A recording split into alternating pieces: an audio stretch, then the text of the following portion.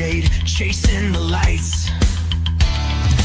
Both had battles that brought them low, but they found a way to steal the show. Health concerns were weighing them down till they found a path that turned it around. Carnivore diet, they took the leap, finding strength in the promises they keep. Now they're living wild, living free, healing body and mind, just wait and see. Tune into the truth every single week. Real talk with Brian and Johnny, that's the peak. 8 p.m. on YouTube, gather near, uplifting vibes, let's give a cheer.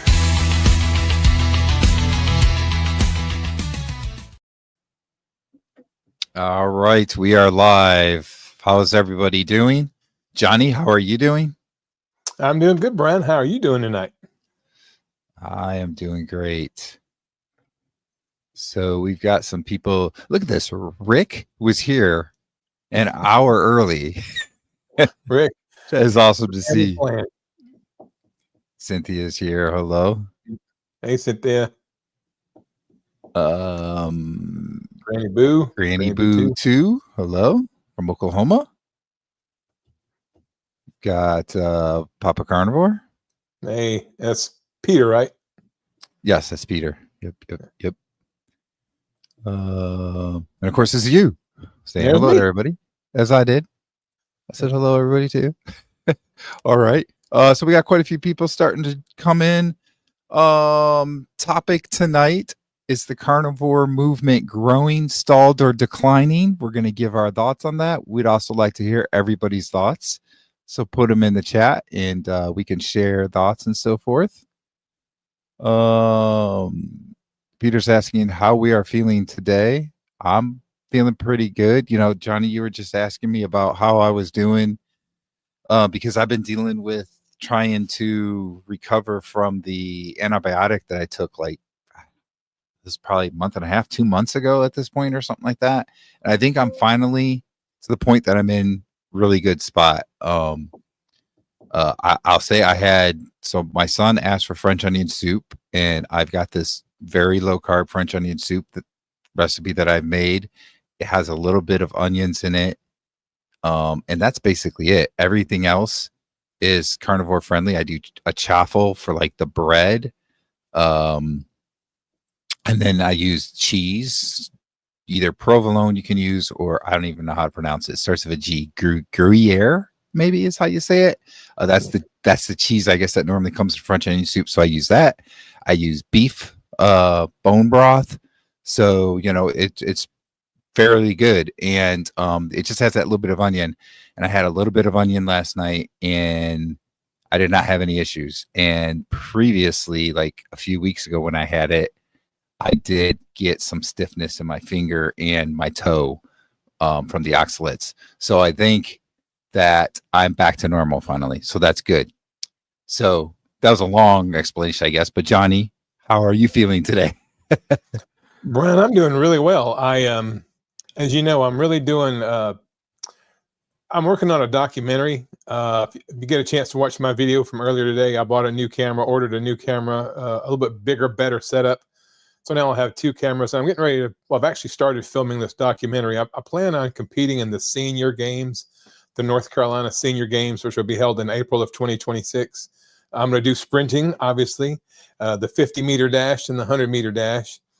And so we've had, I don't know, Brian, where you're at, but we've had so much rain. It's crazy. And the days that I work, it doesn't rain. The days that I'm off, it just pours down all day. So I actually went today and joined Planet Fitness. I joined the gym today because I just want to get out and work out. And, you know, when I go to the park where I do my sprints, it's basically just covered in water. And I'm not going to get out there and run and slip and fall and, you know, tear an ACL or something like that. So I went to Planet Fitness today and I did a workout. Typically when you go to the gym, you know, you want to do very slow and controlled movements, you know. But when you're working out as a sprinter, and I've watched a million YouTube videos. This is where I learned this. I'm not smart enough to figure this out. But you do explosive workouts. So like if you're going to do a bench press, you bring it down to your chest really slow. And then basically what I do is in my mind, I say on your mark, get set, go. Then I push the weight as fast as I possibly can. So, and basically I just did leg and ab workout today using that same philosophy where you just push the weight as fast as you can.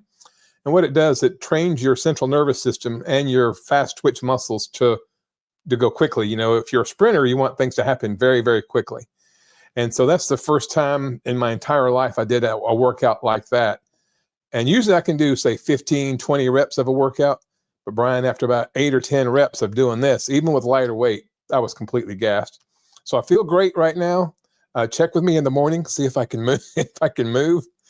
But I feel really good right now. When you have a good workout in, you know, you end up having a great day. But tomorrow morning I might be having a hard time getting out of bed. So a very long-winded answer like yours, but yeah, I'm feeling really good. All right.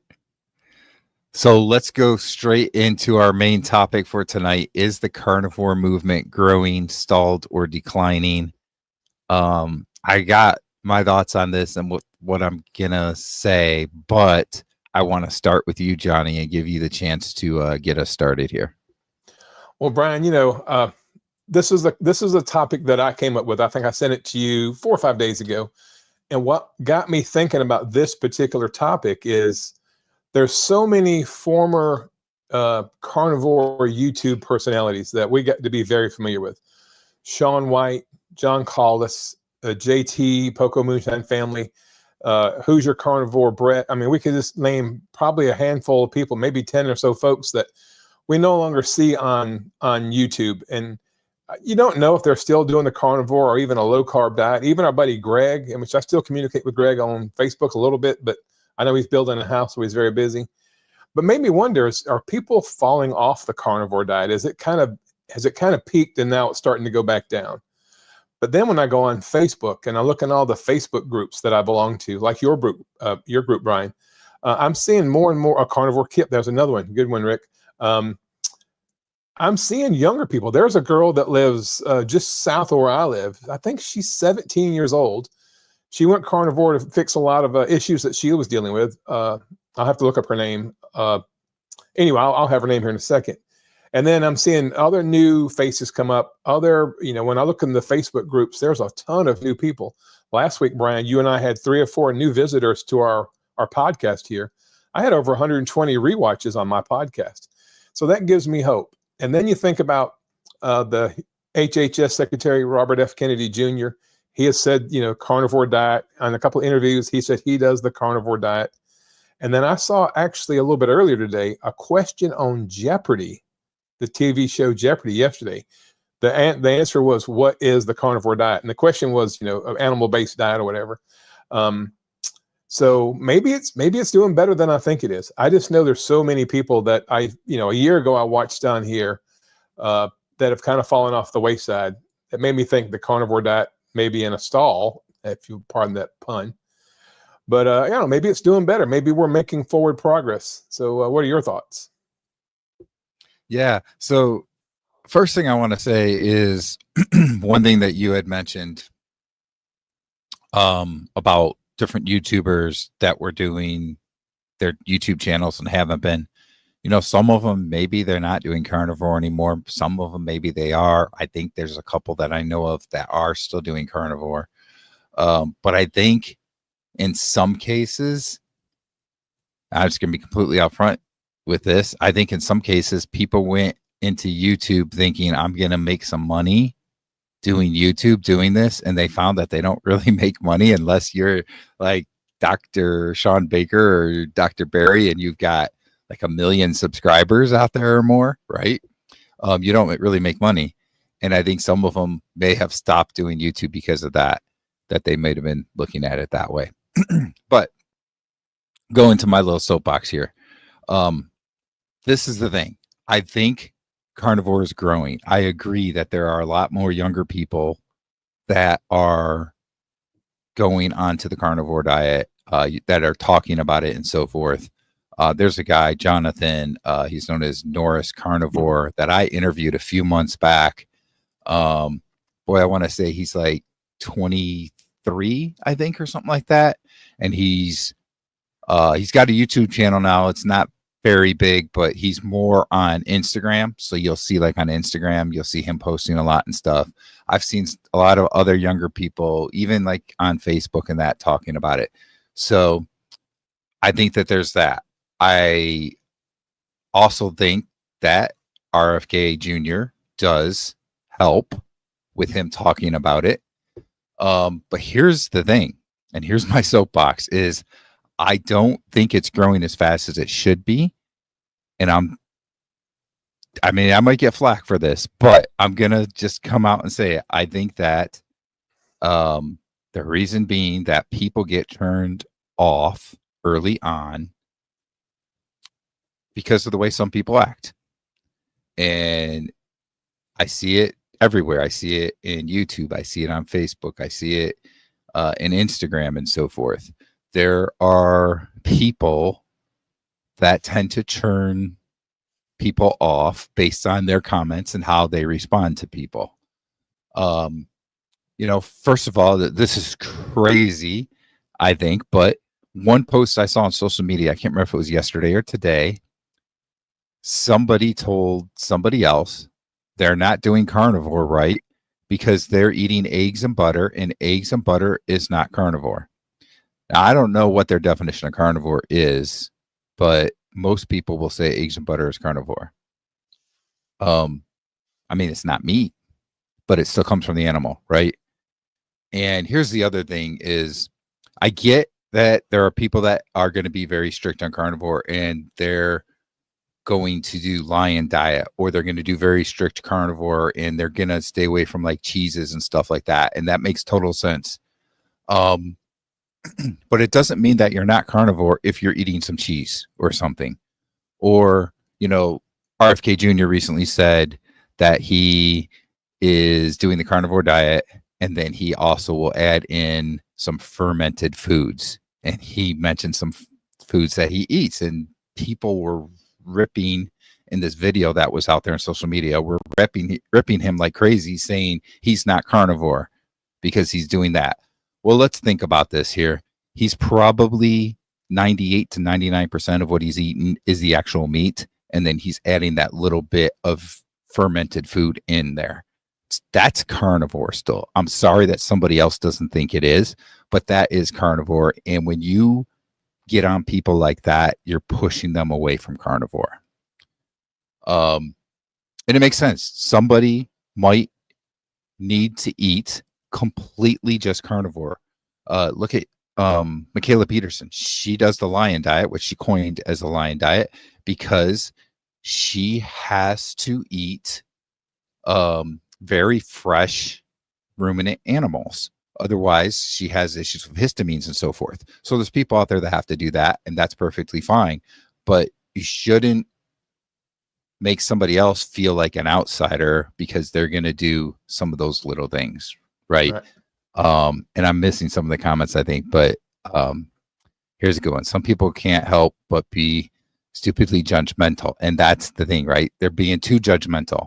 And I think overall that hurts the movement because there are people that just get turned off by that. And it's been around at least since the 3 years that I've been doing it. And obviously there's been people that have been doing carnivore a lot longer than me, but that's been around at least since I've been doing it. And that's the one thing about the carnivore community that really does kind of upset me. And it's not everybody that does that. And I will say that the carnivore community is great and they get behind people really well, but there are these people that do that, and that slows the growth of carnivore. So that's my little soapbox there. Let me catch this really quick, catch up here. I met my first person in carnivore this past week. I hope this will be a trend and started a community here. So there you go. I think that it really is growing. Rick mentioned Caleb is a 16-year-old carnivore. So again, I've been seeing more younger people doing carnivore than ever before. I really have. 7% meat or more. I think he meant to say 70%, Brian. He corrects it down. That's probably it. Okay, 70%. Yeah. Okay.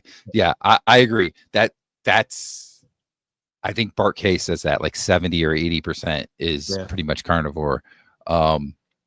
So I agree with that too. And if people are improving their health, that's the main thing. Exactly. Exactly. Journey tab. It's a power thing. They think they know more than others and have to share it. We need more n equals 1. I think we should call ourselves meat based and stop the labels. Well, I got to tell you, that is why some people actually have stopped their YouTube channels or changed their names.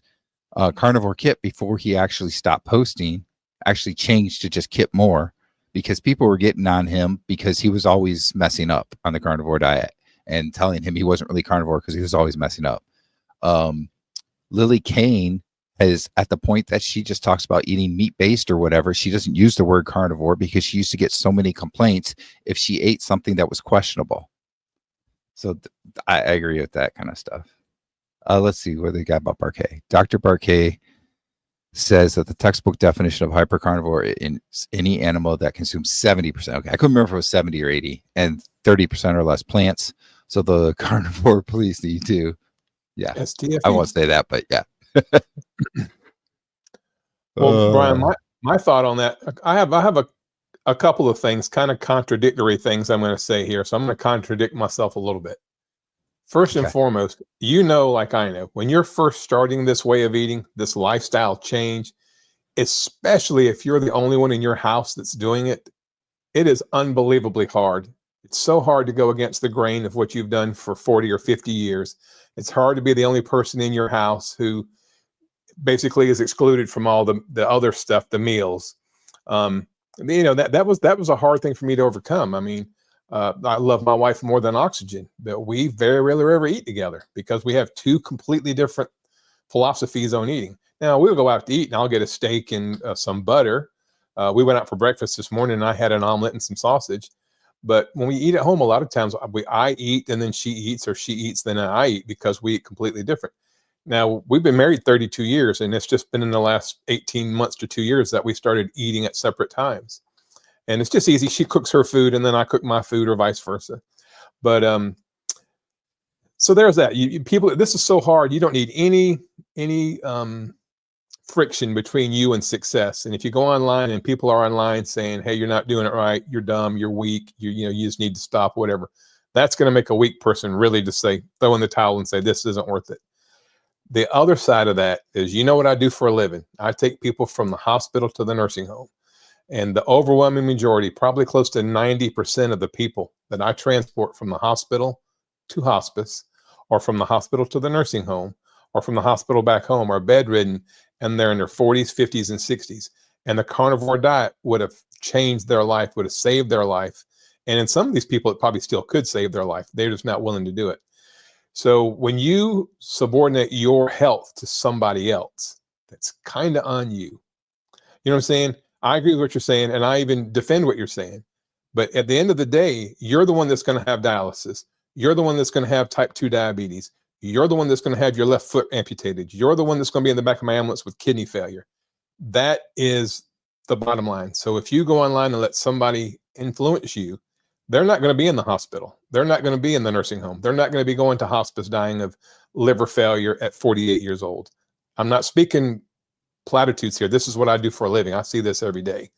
So I see both sides of it. And it is tough. And I'm a keyboard warrior. I want to get on there, and I want to argue with these people. But then I thought about it, and you and I talked about this just before we went on air. I don't know. Some of those things may be bots, because I see the exact same comments and the exact same verbiage, even the same punctuation, in multiple different posts. So I don't know if it's one person just copying and pasting and putting that on other places, or if it's actually bots out there, bots trying to stop people from even looking at this. I mean, how much money, if this thing took off and caught fire for real, and you had 20 or 30 million people go low carb, ketovore, carnivore, you could dramatically hurt pharmaceutical companies, the big medical companies, food companies. I mean, you're talking about a sea change into the hundreds of billions of dollars. Yeah, they might spend a couple $100,000 creating a bot to go on there and try to convince people not to do this, because you spend $100,000 getting somebody to create a bot, and you save 20 million in pharmaceutical sales. That's just my thought. I know that was a bit of a rant, but that's just what I'm thinking. I want to say hey to Bill. Hey, Bill Cook. Yep, Bill's out there. Hello, Bill. All right. Yeah, one thing I'll say is, um, it does seem sometimes like there are bots, and it makes perfect sense that there could be different people creating bots to try and, you know, detour away from carnivore. But I also know there are times that there are real people that are out there doing Absolutely. it. And I will say this, like, I get, you know, some people need to stay really, really clean. And I would say I'm kind of that one of those persons. But I can eat, like, I will have, especially lately, I've been doing this cottage cheese or yogurt, which is kind of in between, right? But it's the fermentation that I'm getting that out of that. And I make sure that I get really healthy ones that don't have a lot of sugar to them, that kind of stuff. Right. And I'm not eating something necessarily bad for me. Like, if I eat something bad, that's where I have a problem. I need to stay away from that. But there are people that are gonna probably do, like we said, the definition there was 70%, you know, animal meat and fat. Um, there are probably some people that are gonna do that where they're gonna eat maybe even 80, 90% and have just a little bit of something else. They might have a little bit of veggies, and that's okay if that's what works for them. And I don't think that we should deter those people. But let me catch up on a few comments I wanted to add here. So I don't know. Did Kip have a new channel? I know that he had his Carnivore Kip channel, and I think he changed the name to Kip Moore. He may have changed it back to Carnivore Kip, but he did change it to Kip Moore, but it was the same channel. But then he stopped posting. And I think it's been a few months since he's posted. So I don't know that he has a new channel. I think it's just that he changed the name of his channel. But if anybody knows, let us know in the comments. I'd like to find out if he does have a new channel out there somewhere. Rick says nobody has criticized him for not being a carnivore yet. Yeah. But Rick lives alone in his house. He doesn't have a house full of family. He does have Of course, demanding cat. alive, he did, you know. Yeah. Let me see. Has anyone seen the trend on YouTube Shorts of people tasting donuts, cheesecakes, and junk food? Is this like the sugar diet thing that was going around? Do you guys remember how popular the sugar diet was there for a while? And then there were people that were like on carnivore and that were changing to the sugar diet, and then, or even people on keto, and some of them did it for like a month or something, and they started feeling bad, or they got their blood work done and they saw crazy results and they got scared and came back. I haven't seen a whole lot of sugar diet stuff anymore. Has that trend finally gone away? I hope. I haven't I seen haven't anything seen on it. it lately. It was the hottest thing there for about 3 or 4 weeks, Brian, and it just poof, it just disappeared. I know, that was crazy. Oh my gosh. Oh, what do we got here? We need a lot more cattle farmers if we want the carnivore diet to expand. Yeah, even as what we have right now, I was reading something about how beef prices have gone up because of the demand that we have right now, especially in the United States, and not enough cattle to, to handle Offset. that. Yeah. So that's an interesting thing. Bill says Right. Dr. Berry was on the news tonight. Real quick, Brian, I just want to say my dad is a cattle farmer. That's what my dad does for a living. He's a cattle farmer. He's 82 years old, and he's the healthiest person you'll ever meet in your life. He's crazy. And he only has like 12 to 15 head of cattle. He's got a small farm. Okay. Yeah, so Dr. Berry was on national news tonight. I don't know what they said. I'm assuming it was something with carnivore. I'm trying to see in the comments. Bill said I recorded a little bit and posted it on Instagram and TikTok. Yeah. Uh, I'm sure Dr. Berry might have it on his thing once we get through. I'll go look at Dr. Berry's page. Maybe him or Nisha, his wife Nisha, will have it, hopefully. Just lots of young people tasting expensive sweets, so it wasn't like the sugar diet thing. Okay. Yeah, I don't know. I haven't seen that. It just sounds like another one of those little fad things people are doing. Oh, what is this? I had a feral kitten eat some chicken out of my hand today. Huh. Be careful. Take your fingers off.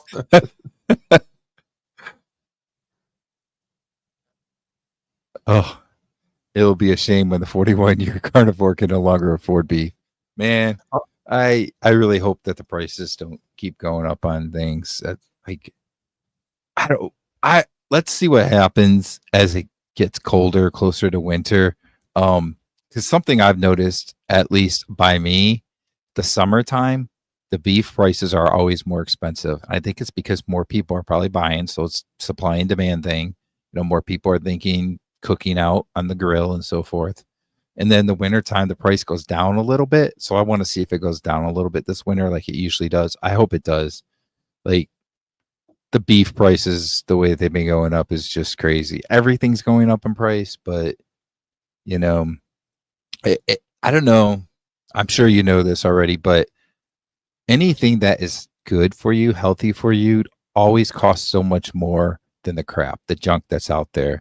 The things that are loaded with sugar, stuff like that, the highly processed foods in the middle aisles of the grocery store are so much cheaper than the stuff that's better for you. That drives me nuts. I don't get it. But Brian, along those same lines, you don't have to eat beef. I mean, I eat beef every day, but I make good money at my job and I work very hard and I work a lot of overtime. So I can afford the prices. It doesn't, I mean, it may eventually bother me. And then if I can't find it, that's bad. But I'll throw in some pork, $1.59, $1.69 a pound for a Boston butt. From time to time, I'll get some chicken leg quarters. They're 89 or 99 cents a pound.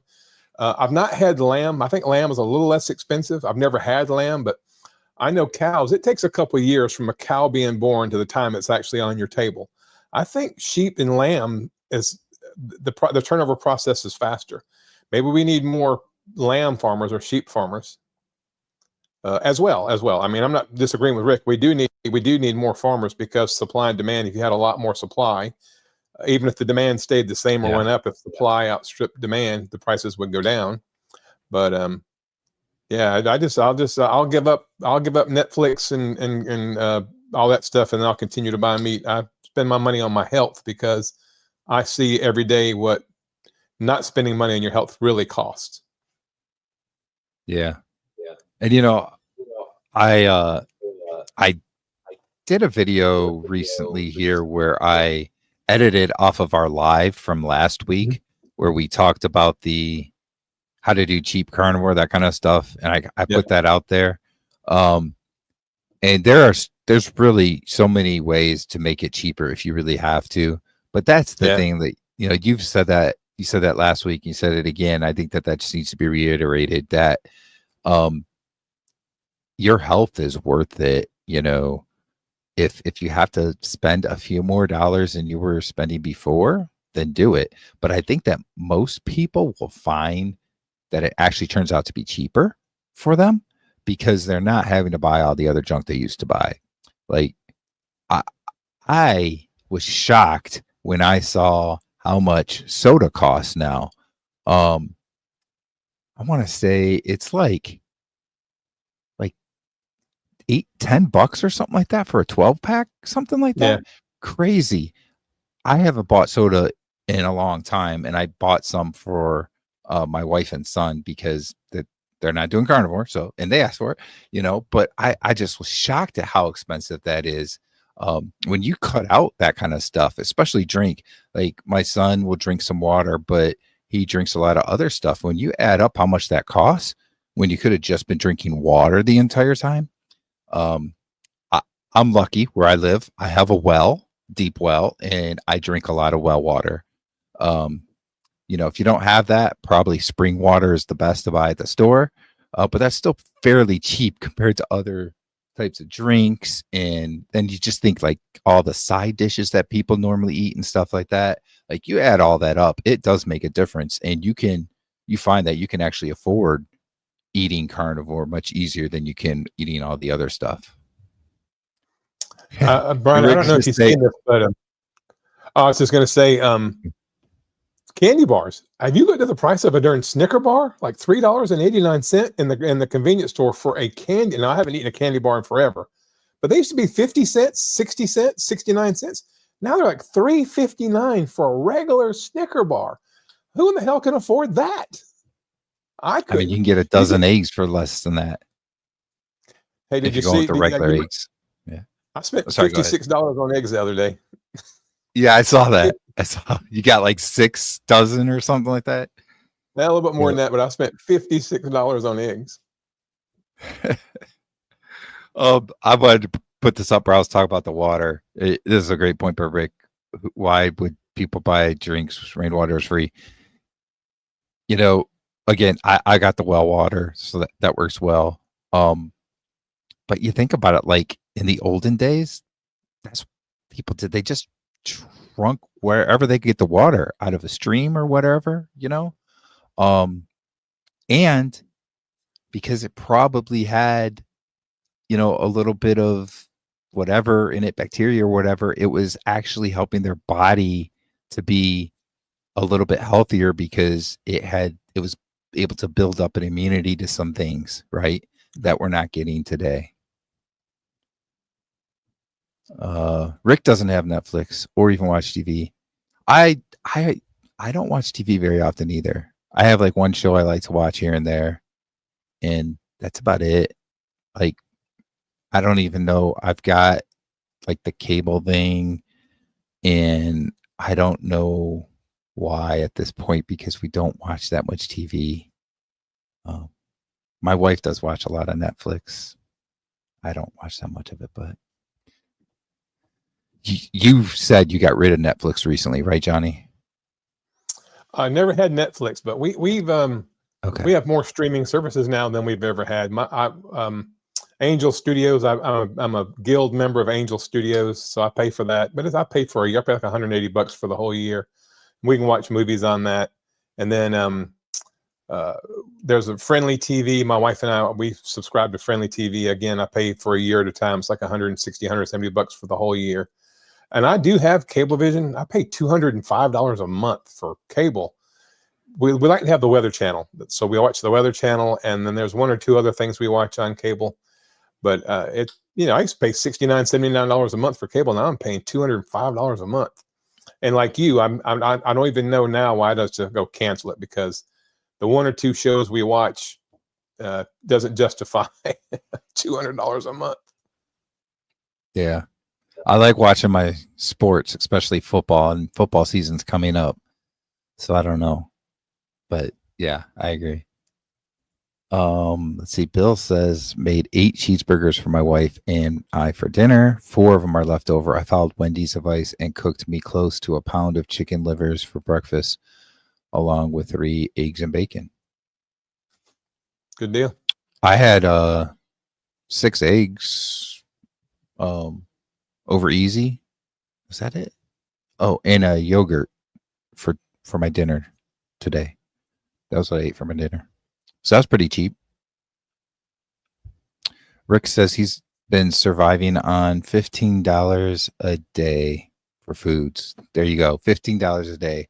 I'm telling you right now, if you're on the standard diet and you go to lunch somewhere, go to a fast food restaurant, you're spending $15 right there. It's crazy. Yep. That's without that. I mean, that's it. That can't eat anything else the rest of the day. And you're probably getting hungry because you ate like French fries and Diet Coke or something, right? And you're getting hungry again. Oh, so we've talked a little bit about our topic. Is the carnivore movement growing, stalled, or declining? I want to hear from you all that are watching. So post in the comments what you think. We've kind of given our ideas. I don't know, Johnny, do you have any more that you want to talk about that? If not, I can probably continue to rant about things with it.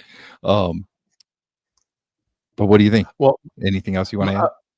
I do know that there's a lot more of these carnivore meetups. There's one called Meat Stock that's going to be in, I think, Chattanooga, Tennessee, later on in the year, or maybe next year. Maybe it's later on in the year. And I'd really love to go to that. Dr. Kiltz is going to be there. I think Dr. Barry's going to be there. Dave Mack is going to be there.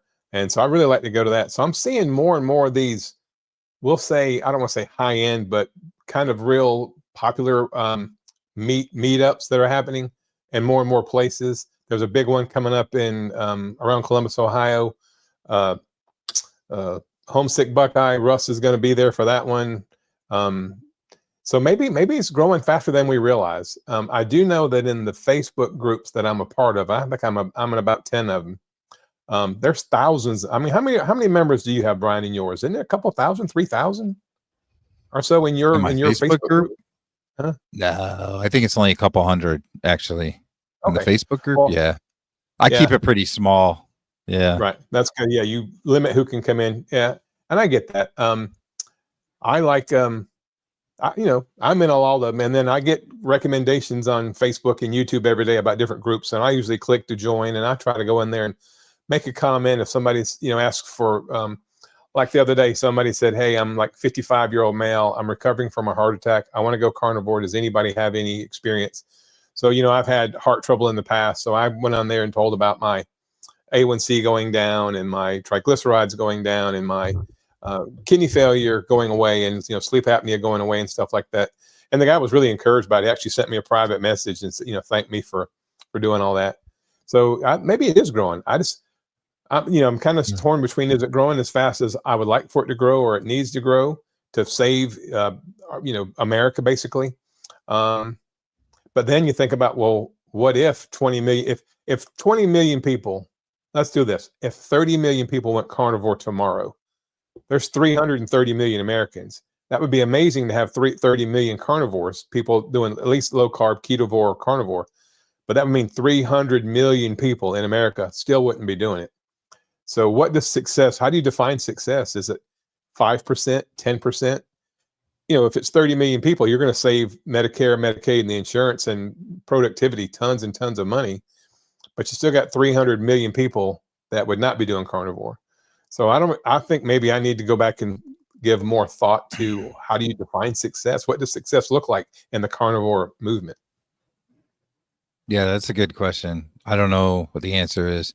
For me, at least, I think that if every video I do just attracts one person to even consider it, that is success for me. But that's just exactly. me. Like looking as a whole, I have no idea what it would have to be that we would consider success. But I think we just keep striving and keep striving. Just like being on the carnivore diet, like there's never like an end goal. You just keep going, right? You keep, you're always eating that way. Like you don't get to a point, okay, I accomplished what I wanted to, and I'm going to stop, because when you stop, that's when everything goes to hell again, right? So exactly. I think that we're always going to be striving to bring more people over. And, again, like even if you're not going to do full carnivore, if you're doing something to better yourself, that's great. I want to go back to meat stock. Meat stock's been around a while. I know it was at least the last couple of years. They had it already this summer, so I think that's for next summer. Rick mentioned it's only for the rich. It is very expensive. I looked into it. It is pretty expensive. And he also said some of these meetups really discriminate against the poor because they're pretty expensive. I think you need to find like more of a grassroots type of meetup, like where you see some of the mid-level influencers are doing a meetup, right? They have 20,000-30,000 subscribers or something, right? And they do a meetup, and a lot of them it's very cheap, or even it's free to go to. And I think those are the types of things you got to do. I have personally never actually gone to a meetup. There's never been one very close to me, and I didn't want to really drive a longer distance, but that's my thoughts on it. Let me catch up on some of the comments, because there are a lot of good comments coming in. And again, I don't know if anybody has any comments in here about their own thoughts about whether or not the carnivore diet or carnivore movement is growing, stalled, or declining. But if you got some ideas, some thoughts about it, put it in the chat and we'll talk about it. So Cynthia said, I'm trying to figure out my husband. Yesterday, he tossed me a regular Coke and later a candy bar, telling me it wouldn't hurt for me to eat it. He's confusing me as to why he is doing this. I don't know. That's an interesting thing, but when you got other people that aren't doing carnivore diets, sometimes it's hard and they don't really think about it, or they think like it's easy for people to just have something and then they'll be fine. And not everybody is. Like sometimes that one thing really sets you off and messes you up. Yeah, it happens to me too. So I don't know. That's an interesting one. But yeah, I don't know. Dustin is here. Keto Simple. Good Hey, evening. Dustin, buddy. Cynthia told to shove it. What's the date of the Columbus meetup? I'm assuming this is Columbus, Ohio. I have no Yeah. idea. If anybody knows, they can put it in here. I don't know. They raised over $6,000 for the American Diabetes Society today. That's cool. That's the one that Dr. Barry's been involved with creating. So Yep. that's really cool.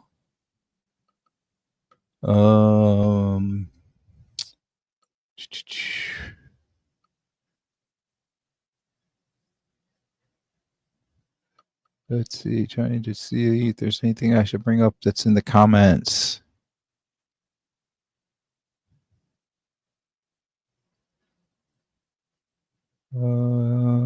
If the meetup was in Miami, I couldn't afford to go because I'm too poor to go to Miami. We need to have a meetup in Miami that's free so Rick can go. That'd be great. Well, Brian, I went to a meetup about a year ago in Charlotte, and it was completely free. It was bring your own meat, or they had a food truck there, like a barbecue food truck there. And I went and I met Kelly Hogan. I met Dr. Kiltz. I met 4 or 5 other people that I can't remember the names right now, but you would know them if I said it. It didn't cost me a dime. It was probably 15 miles from my house, a little bit of gas money. And I didn't go to the food truck. I actually ate before I went. But it was really nice to be with like-minded people and feel like you were part of a community, not only online, but in person. I mean, I love doing this with you and all the people that come on here and comment. But if you can go and stand shoulder to shoulder and shake hands and hug and look at people that are going through some of the same struggles that you've gone through, to me, it just adds a level of security, if you will. You know what I'm saying? By knowing that community is more than just virtual or online. It's actually real people. So I encourage people, if you can afford to go to one, if you can't afford to go to one, put on one yourself. Find them. Like there's so many parks where I live. I do a lot of my videos, as you guys know, from these public parks, and they have public grills and they have like covered areas and they have picnic tables, and a lot of it's free. I mean, some of the really nicer ones you have to reserve, but some of them are just free. And you can do a meetup, just put it online and just do a local meetup and have people bring their own hamburgers or their own steaks and do one yourself. You don't have to complain that you can't go to the other one.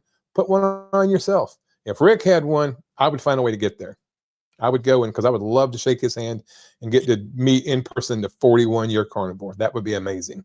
So Rick, if you want to put one on, buddy, you have at least one RSVP right here. There you go. Rick says Scott Everson invented meat stock. Yes, it is Scott. I've seen he's got a Facebook group and everything for it. He has a lot of great people going to it, but it is very, very expensive. And I get it. You're in like the Smoky Mountains in a cabin and so forth. But it's hard for a lot of people to go to something like that. Carnivore movement is stable, not growing or shrinking. Probably some truth in that. That's fair. Yep, that's fair. Yeah. I think for every one we lose, maybe we gain 1.5. Maybe. I've only turned one person on to Carnivore, she says. I know that there's been a few that I've gotten that I like personally know that I've gotten to do Carnivore.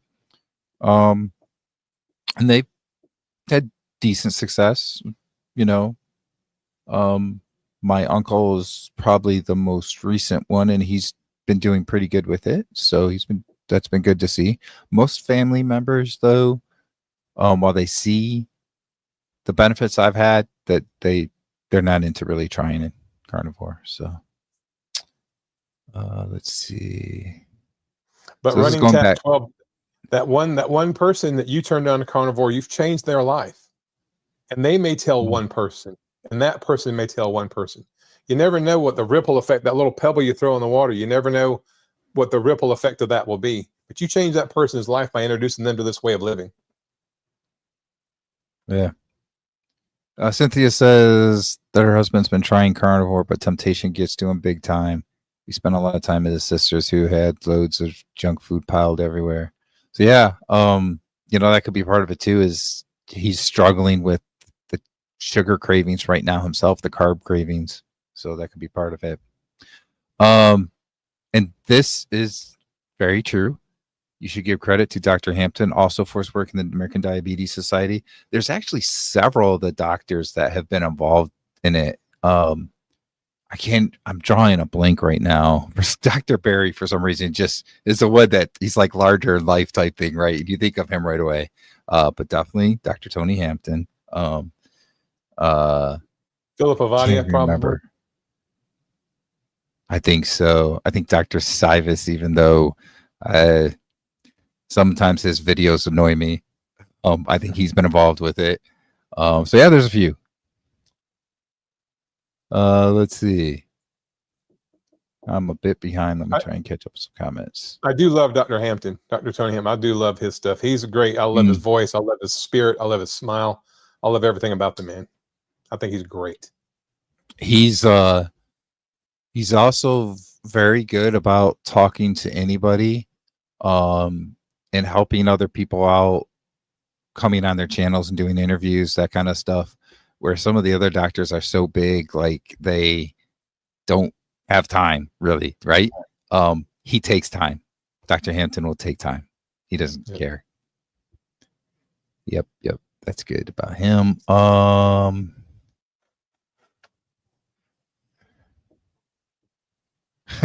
Rick says it's amazing anybody would want to come meet me.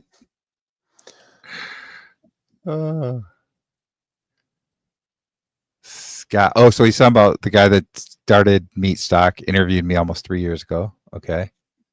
Bill's blood pressure was 108 over 65 this morning. That's great. That's a great blood pressure reading. I wish mine was that good. I really do. It's not, but I wish it was. Here's an interesting one. Some people use carnivore temporarily and then go to a more plant inclusive version like paleo. Yeah. And if that works for them, that's okay. We're all in this. We're all in our own rowboat here. So yeah, you can go to carnivore and heal your gut, heal your thing, and then maybe if you go back and start incorporating a few more plants or whatever, and go paleo, that's probably okay. I don't have a problem with that, because that person knows they can always come back to carnivore if they go back, plant more plants, and do more of a paleo thing, and they start having flare ups or inflammation. It's so easy just to go back to carnivore. It's I guess you wouldn't want to bounce back and forth too much, but I think once you heal your gut after years and years and years of abusing your gut and your gut biome, like we talked about earlier, Brian, you probably can tolerate a few more things once you heal your body.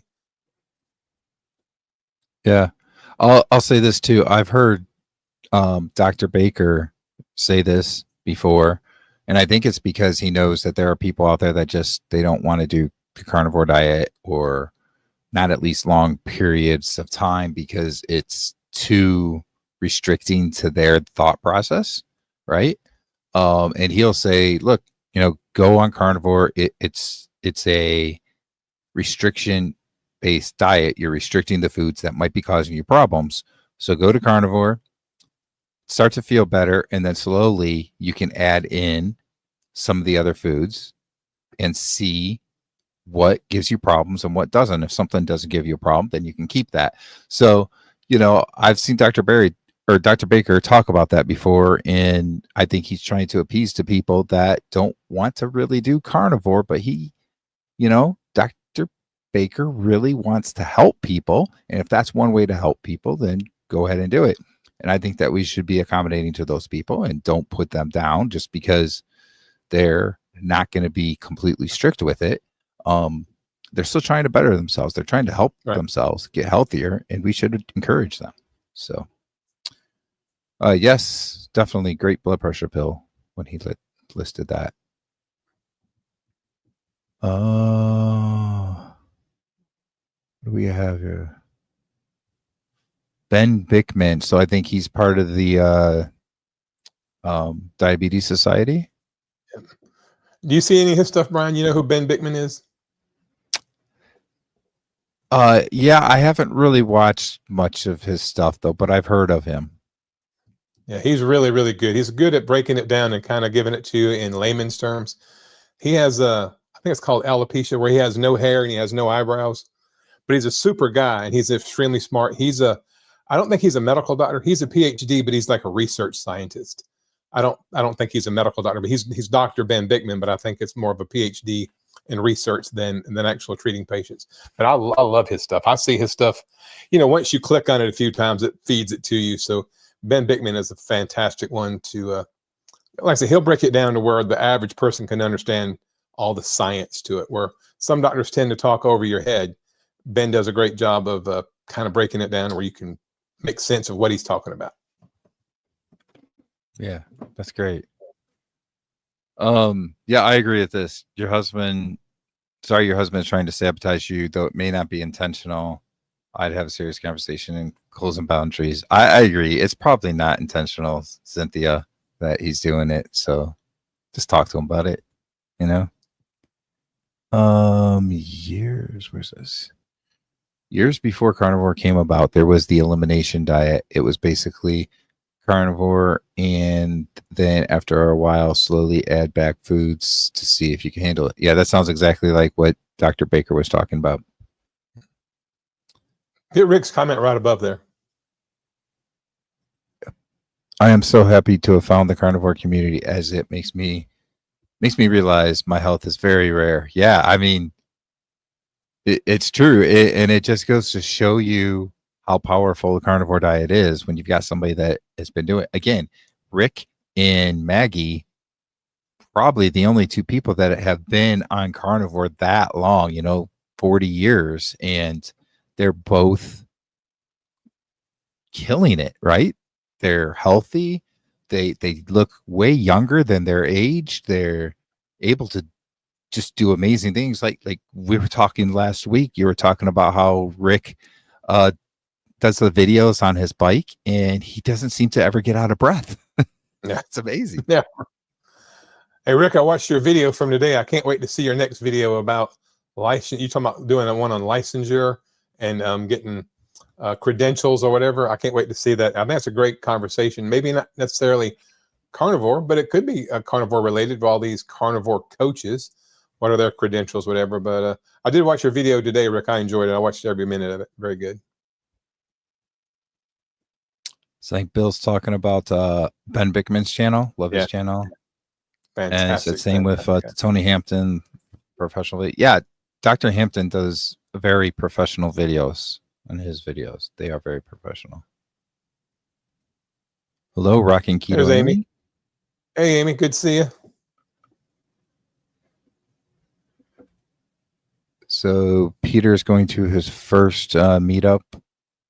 Going to it was life-changing. So amazing. Yeah, I agree. I haven't done Mine was too. What got I do one? We're gonna have one at your house, Brian. Yeah. T says, "What's up?" Hello. Hey, T. Oh, here you go, Johnny. Rick's glad you're watching his channel, watching his videos. Rick's, to me, this is going to be. I don't want to swell his head any bigger than it already is, but Rick's bike riding videos are so relaxed. I just love it because I learned things about Miami and about Rick's life and about how things have changed. Because Rick and I are almost the exact same age. I mean, Rick, I didn't see the last. I saw that you've put out a couple here lately, and I did watch it today, but I've been very busy with work. But I could binge watch Rick's bike riding videos. If you not watch Rick on the bicycle, it's just really cool. It's like a trip down memory lane. Rick brings you right into how things were when he was a kid and what his parents did here. And this shopping center used to be here. This used to be a field with cows in it. Now it's a strip mall. And I think that stuff is just mesmerizing. I love that, Rick. Don't ever stop doing it, man. I'll pay you to do it. And you can buy some more meat. And I'll cancel my $200 Cablevision subscription. Okay. I don't know what pork jello is. What is pork jello? It's stuff that gives you food poison. Yeah. I definitely say I'd stay away from that too. Interesting. Here's a good one. Rick. Years ago, he had cell phone service and people thought he was lying to them when he told them that he was riding his bike while he was talking to him. because he never gets out of breath. I was at my mom and dad's because she called to tell me to come over and watch Dr. Barry on the national news. That's very cool. So was it Bill was talking about that he was on the national news? So I got to find out what happened. Yeah. I'm assuming he was talking about carnivore diet or eating this way. Maybe it's talking about the Diabetes Society. Oh, That might that's have probably been what it was. That's right. Because Bill was talking about they raised money today for that. So that's probably what it was. Okay. I'm thankful for all the PhD communities. That's proper human diet. If you didn't know, it's going to take all of them to make an impactful difference to the health of millions. Yep, I agree.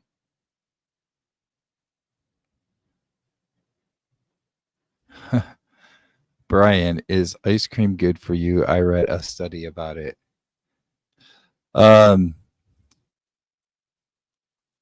So let me say this. I think I know which study you're talking about because I saw somebody had showed me a study about that basically said something about people that had eaten ice cream every week were healthier. I don't remember exactly what the thing was, but if I remember correctly, reading the thing, um, they surveyed like 100 people, something like that. They didn't talk about anything else that was in their diet or anything. It's not going to tell you anything. I will say this: Dr. Kiltz has a carnivore ice cream, and he also has a low carb version, and that's healthy for you. So you can do that. So you can go check out Dr. Kiltz. And I actually did a video reviewing his ice cream. Personally, I'm not big on ice cream, and I'd rather just eat meat, So I've had it like once, and that's been it. But it's okay. So if you're into ice cream, it's an option. Bill cooks some pork butt, pork shoulder. It's the juice from cooking. Oh, okay. The pork jello. Okay. Yeah, I guess when it congeals back at room temperature. Oh, so it was about kids eating carnivore. So I'm assuming that's the Dr. Barry thing. Okay. Yes. Cool. Brian, I got a guy going that back to the pork jello. Go ahead. All right. There's a young boy that I work with. He's 21 years old. He's a Latino. His name is Jesse Garcia. And I talked to him into going carnivore probably about 6 months ago. He's down 60 pounds. He's running sprints. Me and him, we did sprints together for the first time at work day before yesterday when it wasn't raining. And we do push-ups together. And I'm going to have him on my channel. I'm going to bring him on and do an interview with him, hopefully in the next couple of weeks. Yeah, just a real good guy. And I mean, him coming from the Latino or the Hispanic culture where rice is such a huge part of their diet, that's a pretty big deal for him to go carnivore, but he's killing it and he looks fantastic. He was already a relatively slim guy. He's 21, but he is just killing it. He's doing great. So I'm going to have him on mine. He's 21, so that's a young person. Yeah, that's great. Like we said earlier, I feel like there are more and more younger people that are going to the carnivore diet. So Bill was talking about his pork jello, which I don't know. He said he got food poisoning from it, so I'm a little leery about it. But he says it gels up in the fridge as meat broth, has collagen and something else in it. Okay, here was the question. I'm actually gaining weight on carnivore. I don't want that. Actually, is this normal? Well, all right, I'll start and then I'll let you comment, Johnny. I will say some people do see gain weight early on. And there could be so many different reasons too for gaining weight. Like some people have issues with some dairy, like cheese and stuff like that. And if you're eating that, you could try eliminating that from your diet and see if that makes a difference. But some people do gain weight or stay the same for quite a while their body is healing. And I've seen at least Dr. Hampton talk about this before, where Some people can lose weight really quickly. Guys tend to lose weight quicker than women. So women, I'll put it out there, women tend to lose at a slower rate than guys do. But also just, some people, it takes months and months before they really start to lose weight. And I'll also say this about myself. I just put a video out about a recent blood work that I had done through my employer that was free. And part of that, they do waist measurements, and basically exactly a year apart, my waist went from a 50 to a 47, and that's where they're weighing at your belly button. So I lost 3 inches in a year, but in that time period, I'm actually about 5 to 10 pounds heavier than I was last year at this time. So this is something that I think is really important for people to understand. Like, don't be so big on your scale and how much you actually weigh, and do other measurements. Check, around your waist, check around your thighs, your lower legs, your arms, your neck, your chest, wherever. Do all those measurements and keep track of those and see if you're losing there, because sometimes you're going to stay the same or gain weight, but you're going to lose inches, you're going to lose body fat. And that's what we really want to do, is we want to lose the fat, not necessarily our weight. And depending on how you're eating and so forth, you could be gaining muscle as well. And then the last thing I'll say is, again, without really knowing how you're eating, some people find that they're not eating enough, and then they start eating more on carnivore, and that's when they start to lose some weight as well. So, Johnny, what do you want to add to that about this question? Well, first and foremost, Amy, this is true for men, but it's more true for women. And I don't know exactly how old you are. It's impolite to ask a lady her age, but women tend to gain more bone marrow, more bone density, actually mineral within the bone from going carnivore. Men do, but most men start out with more bone mineralization within their bones. So you could actually be gaining bone. Your bones could be getting stronger and healthier, even though the scale's not moving or going in the wrong direction. Kelly Hogan did a great video about this. It took her 3 years to lose all the weight. She had a stall for over a year. Then a year later, she started losing weight again.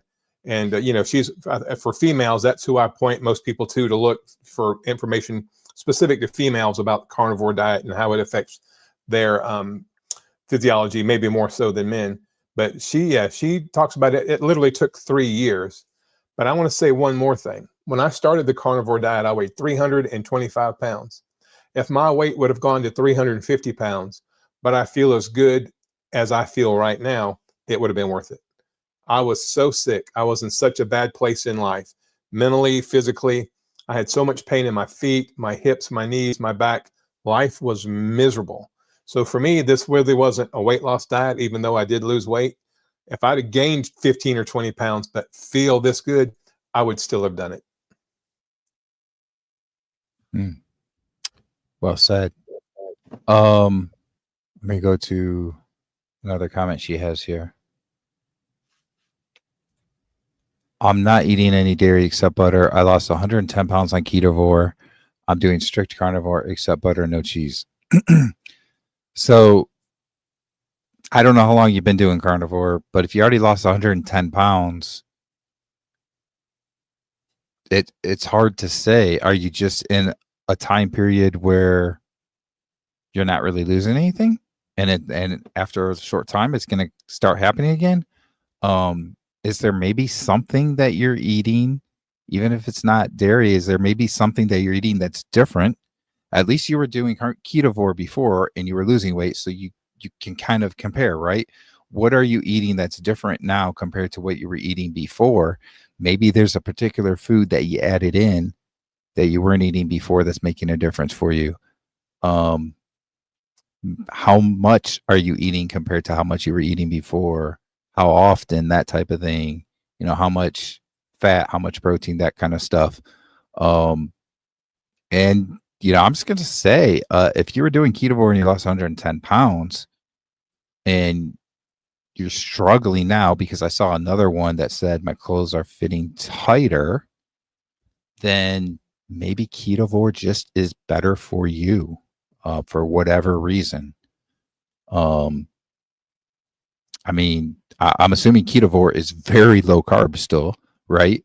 So you're probably not going to mess yourself up with eating too much carbs, and you got to do what is working for you. The only other thing I will say is I will say this because I've seen this from other people. Sometimes it's not really about the weight, and like Johnny said, it's about the health thing aspect. Because I had this too. I did keto for a few months before I went to carnivore, and there were certain things health wise that did not improve until I went carnivore. And I heard other people say that, like, if I have a little bit of carbs, if I'm doing keto, I have this problem health wise, but if I'm completely carnivore, I don't have that problem. And that might be a trade off. I don't know how much you weigh or anything, but maybe your body wants you to weigh a few pounds more even. I don't know. Again, I don't know how much you weigh, but that's hard to say. Like if there's a health thing, then you might want to stay carnivore, or if you think that ketovore is working better, then go ahead and do that. You got to do what you think is right and what's going to work for you, because it's your body. It's, your journey, and you have to be sold on it and not frustrated and so forth in order to stay with it. And also things like stress management, cortisol, time of the month, if you're still having a cycle, all that stuff, is going to add, more about that than I do, but if you can keep your stress level down, your cortisol level down, get lots of sunshine, get lots of movement, get out and move, dance, run, jog, whatever, all that stuff will help to blunt some of that, I believe. Mm-hmm. Especially the cortisol. Keep that cortisol level down. Don't stress out. Just Hakuna Matata. Hakuna Matata. Feeling great. Just want to buy new clothes. Yeah. I don't know. Here's a question for you, Johnny. I noticed today that I had no pain when getting down to clean under the bed. I'm on track for Manitou steps. Are you interested in doing the steps while in Colorado? CO? Yeah, we'll see. That's the games. That's if I qualify for the national games. And after having watched my video earlier today, if you get a chance, and the odds of me making it to the nationals, my first year, I'm not going to bet any of my money on it. I'm going to do my very best. Don't get me wrong, but to go into the nationals, you got to beat some people that have been running these things for 25 years, and I'm just starting. So, but yeah, if I came out there, I would absolutely do it with you. That would be great. If I can ever make it out to Colorado. All right. I don't need to lose any more weight. I was at my optimal weight. I was doing a lot of fasting before I started this because I was suffering from exhaustion. I'm feeling better, but gaining weight. So you said you were doing a lot of fasting before. Does that mean that you're not fasting anymore? Because maybe it's something you want to keep doing. I don't know, but you're saying you're feeling better, and that's good. It's hard to say. Like, your body might feel that your optimal weight is just a little bit more than what you think it should be. And I'll talk about Dr. Kiltz a little bit. He is of the belief that our bodies don't really want to be completely skinny like some people think we should be. And it's okay if we have a little bit on us. It's more of what's optimal for us. And we don't necessarily know what's optimal for us. Our body does. And if we're eating the right foods, our body's going to get us to where we need to be. I don't know what you think on this, Johnny, but maybe that's the case here. Maybe Amy thinks that she needs to be a little bit thinner than what her body thinks. I don't know. Yeah. I would just say, how do you feel? Do you feel healthy? And if you want to, limit the having to buy new clothes, maybe don't do quite as much fasting, but maybe extend your eating times out a little bit and just play with it. Make little micro adjustments in what you're doing. I'm a big fan of fasting. I need to do more of it, but yeah, I think Brian's right. I think, you need, if you have too little, what they call visceral fat, well, too much visceral fat will actually kill you. Visceral fat's the fat that gets in your heart and in your liver and your kidneys and stuff, and in your lungs. But the subcutaneous fat, if you have too little subcutaneous fat, the fat that you can pinch, the fat that's right under your skin, that's not healthy either. So Brian, you make a great point. There's a set point that our bodies like, and it has to do with probably DNA, our ancestry, things like that, parts of the world that our ancestors come from. Maybe some people are just designed to be a little heavier than others. I wouldn't let it stress me out too much. Hey, Paul. Yep. Paul's here. Hello. Cynthia says that was no pain in my knees. Even after years, I have never had pain-free knees. Awesome. Very good. Very good. Yeah, that's living pretty my cool. life now.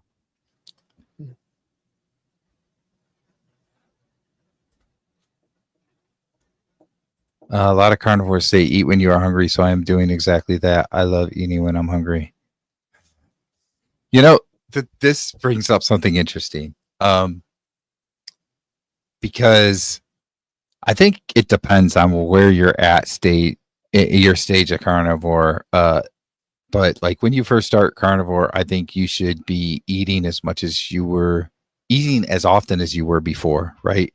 So if you're doing a standard diet and you're eating 3 or 4 times a day, you should start at 3 to 4 times a day, and you'll find yourself slowly go down to 1 or 2 meals a day, probably. Although some people still do 3. Rick is one, I think, that still eats 3 meals a day, if I'm not mistaken.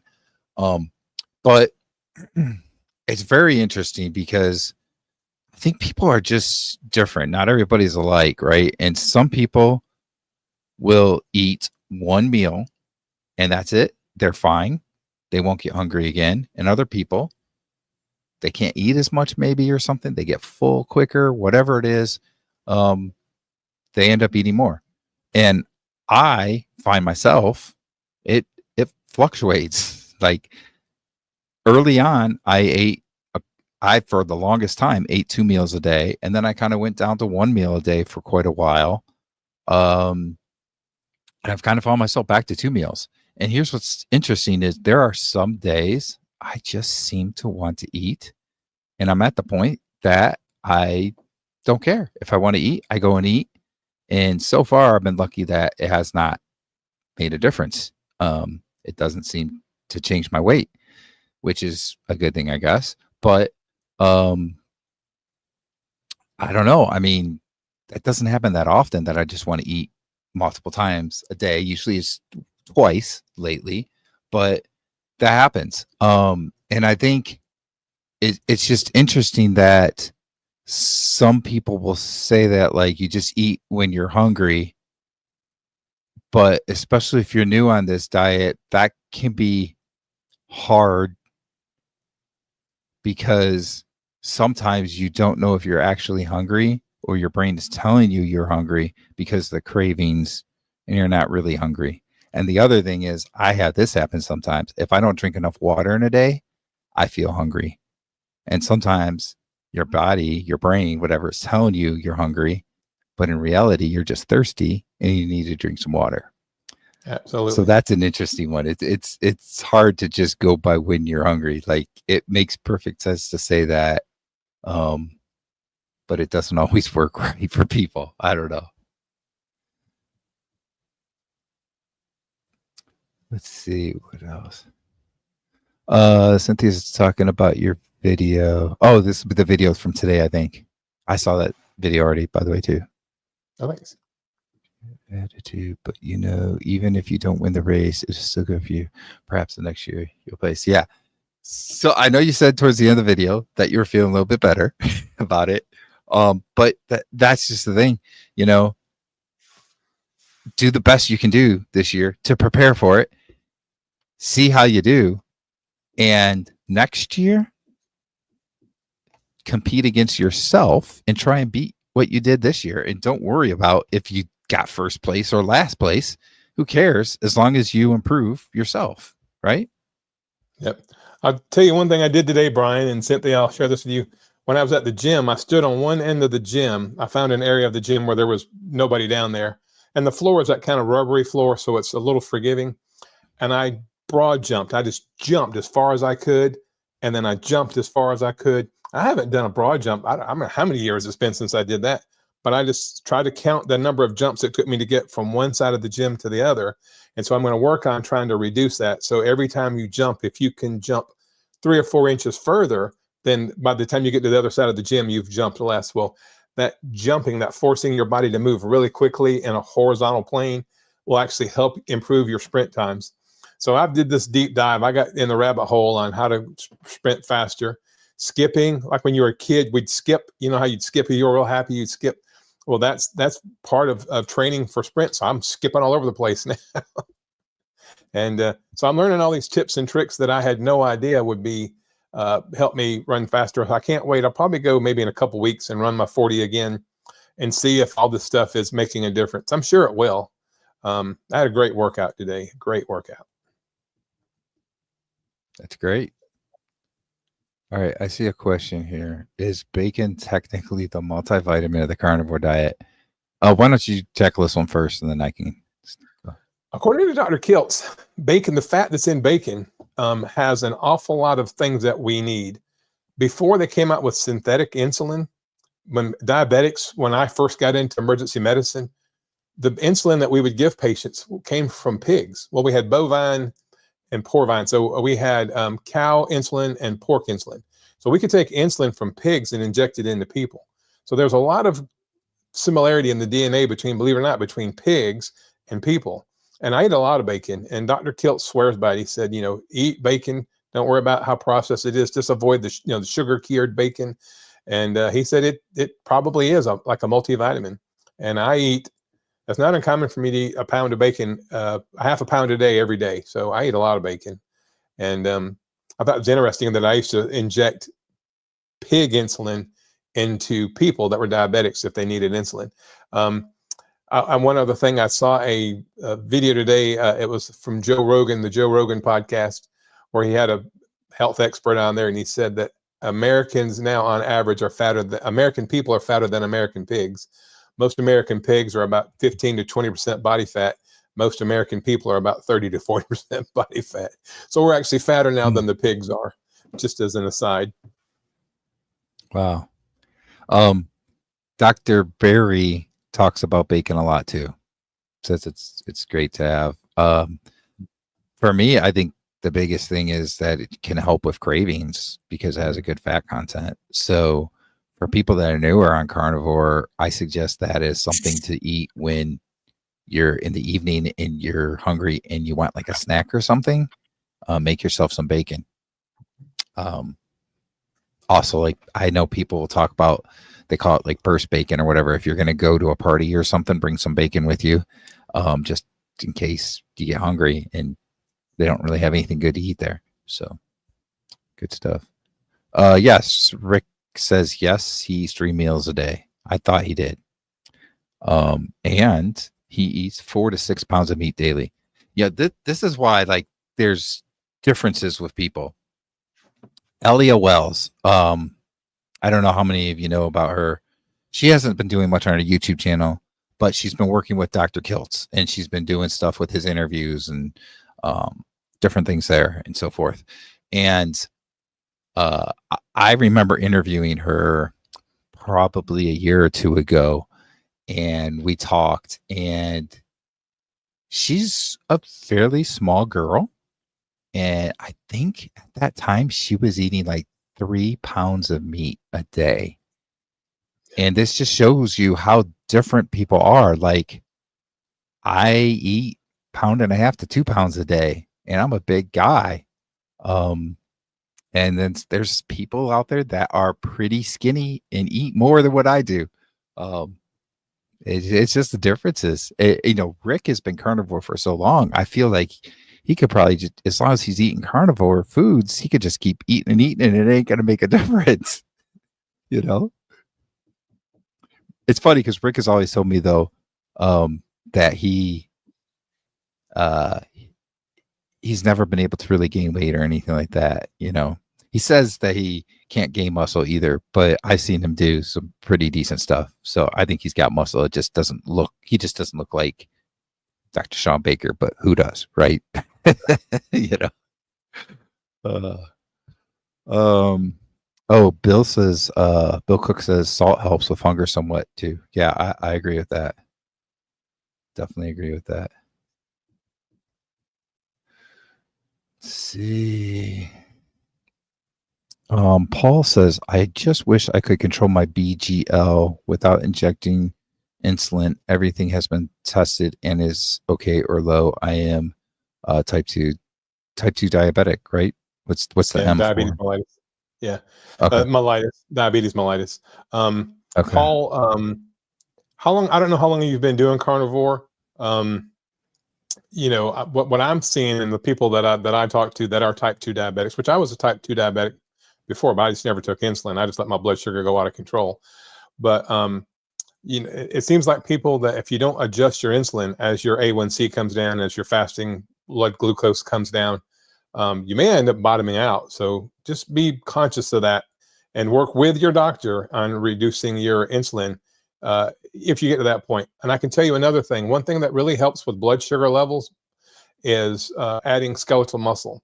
So any resistance training you can do, push, pull, twist, any kind of heavy resistance training to build skeletal muscle will help you control those blood sugars. I promise you that. Okay. There's a comment I had selected earlier that I meant to show and I didn't. Rick, when I was talking about, so that would have been last year at this time, I had my waist at 50 inches. For Rick, that's definitely huge. You know, before I started carnivore, it was 56 inches. So I went basically down to 50 inches. I think that actually happened in about a year. And then I was kind of there at 50 inches. And then this last time I'm at 47. So I lost 3 more inches. So yeah. And again, that's at my belly button. So if I check it at my actual waist below my belly, because I do have a bit of a belly still, it's lower. It's like 40 something. I can't remember. But so anyway, I definitely still have belly fat that's visible that I need to lose. I don't have as much of it like in my face and stuff like that. But I definitely have it at my belly that I still need to lose. But I was a lot bigger. I'm definitely wearing tighter clothes than I used to. Definitely. Not tighter, skinnier clothes. That's the word I want to say. Skinnier, I guess, not tighter. You know what I mean? Yeah. Paul says 4 years. I think that he's saying 4 years on carnivore diet. Right. Just keep at it. 33 Work out, years build that muscle. type 2. Yeah. Wow. So it's going to take a while. So you got 33 years of damage that you have to undo, Paul. And it's not going to happen overnight. I would just encourage you to, like I said, just try to build as much skeletal muscle as you can, shoulders, back, legs, all the big muscle groups, and see if that doesn't make a difference in your BGL numbers. And dumbbells are great as long as you're doing heavy ones, but you want to do compound movements like squats, deadlifts, things where you're using multiple joints of your body. Compound movements a little bit better than the dumbbells, but dumbbells are better than nothing. Trust me.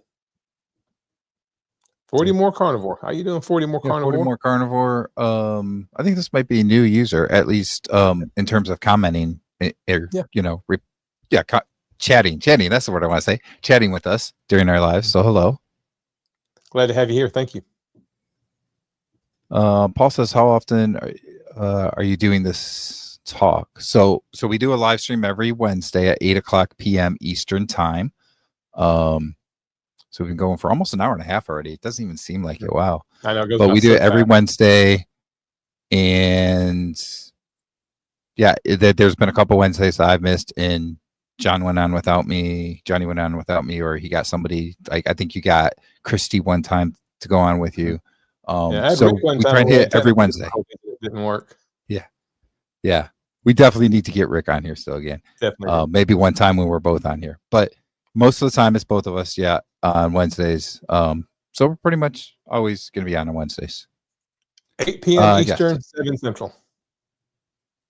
Yeah. 40 more carnivore says yes, she is new. So hello.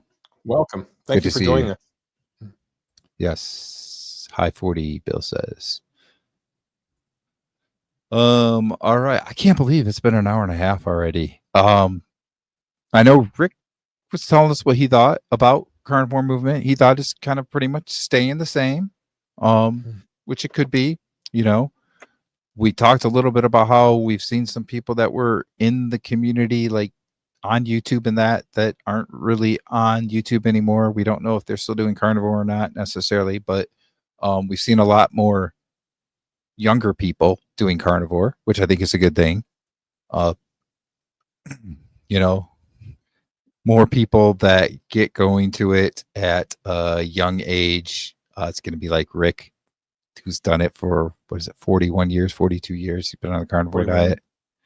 41 years. So it's great.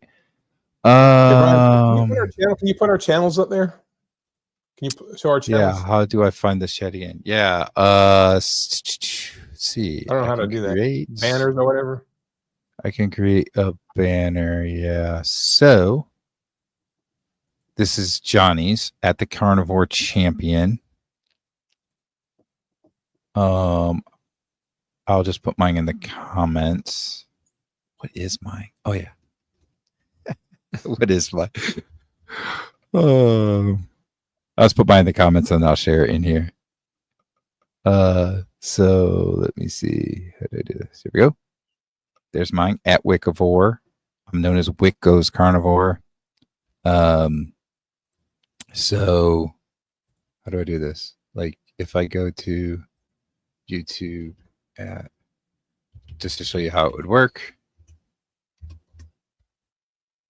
Can I do this? Probably not. I don't know what I'm doing. Oh, no, that didn't work. Okay. Hold on. Let me type it in here.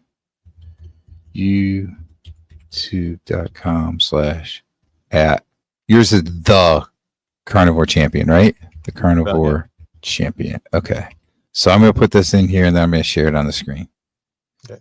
So if you want to actually type it in your web browser, it would be youtube.com/@ the Carnivore Champion, or for me at Wicavore. And that takes you there. I think where are we at? So Brian, we had a. There you go. Yeah. Gene asked, "Was Brian's channel called?" So it's actually called Wick. So you can, if you go type in Wick Goes Carnivore, you'll probably find it. Or just at Wicavore, you would find it. Sorry, go ahead, Johnny. Oh, I was going to say something about Gene. Thank you, Gene, for joining us. That's the first comment I've seen tonight from Gene. So thank you for joining us. We appreciate you being here. She said she's already on my channel, but now you can get Brian's too. Brian posts a little more than I do. He's a lot smarter than I am. He does better at this. Brian's more about the food. I'm more about running up down a field. Cynthia's got a question for us. What's your thoughts on kettlebells? I mostly do swings. Someone once said it was like sprinting as far as how your body reacts. You want to touch that first? Yeah, I've not done kettlebells. A really good friend of mine, a guy I went to high school with, he's real big into kettlebells. But I guess it would, because you got to get that weight moving. Then you got to slow it down, stop it. Then you let gravity pull it back down. Then you've got to slow it down and get it moving again. I know there's an awful lot of people in the health and wellness community, even in the older health and wellness community, that swear by kettlebells. I just never have bought any. And when I go into Dick's Sporting Goods, or if I go to Academy Sports, I go over there and swing them a few times. I just hadn't spent the money to buy them yet. But yeah, I think anything you do, you're going to be miles ahead of the person that's not doing anything. And the vast majority of Americans and people in the West are playing on TikTok, Facebook, YouTube. They're watching TV, they're Netflix, they're binging. So if you're doing kettlebells or walking or jogging or going up downstairs, anything you're doing to intentionally move your body, I promise you, your future self is going to say thank you. Yep, completely agree. And I think kettlebells are great. Cynthia, I don't know. I think you might have seen my workout, the high intensity strength training workout that I do. but that could be done with dumbbells or kettlebells. So yeah, that kettlebells I think are great. I've seen people do really good things with kettlebells. They're perfectly fine to use. And like Johnny says, any kind of strength training stuff that you're doing is going to be great for you. In our lives, we don't get around, we don't move around as much. We don't tend to lift heavy things as much as in the past, and I think that's a bad thing for us, and it's making us age faster than we should, and we need to get out, be more active. And if you're not really lifting things like, doing yard work or whatever it is that's lifting things, then get some weights out and lift weights that way. I don't know what I said, but Cynthia loved whatever I said, so that's great. I don't remember what I said. Do you remember what I think it was said? about your channel, Wick Goes Carnivore or Wickivore. It was something along those lines, I think. Okay. She also said, welcome 40 more. I agree. Welcome. I'm glad you're here. Gene is already subscribed to your channel, which I think you said, so that's great. Paul's got the two of us now. Thank you. Thank you, Paul. Yeah, thank you. Yes, you can use the door frame as resistant training. I mean, even body weight type of exercises are great. It's funny. I'm old. I'm 51. So I don't know. When was this? When I was in high school, like 30, 35 years ago, somewhere in there, right? I guess, right? Yeah, something like that. But I was in high school. My PE teacher, the one year,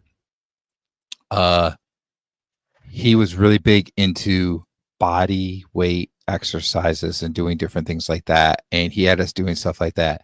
And I remember being this little, like 16-year-old teenager, punky kid, and being like, this guy is an idiot. This is the stupidest thing.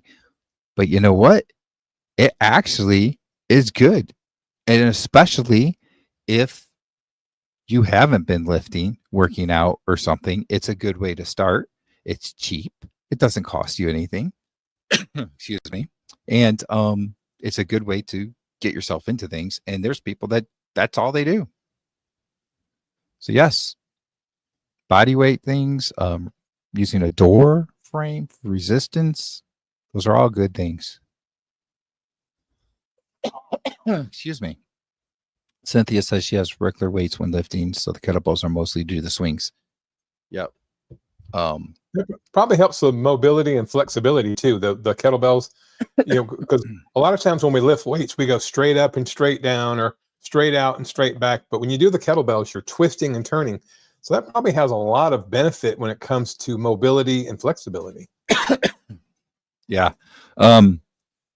They're actually much better to use than dumbbells for swings. Like one of the exercises that I would do, and I know since I got sick that time and had the antibiotic, I got to admit I have not done any workouts, so I got to get back into working out. But one of the exercises I would do is called DB swings, for dumbbell swings. But if you have kettlebell, that's even better. It's a lot easier to do, and it's a lot less of a chance of injury with the kettlebell.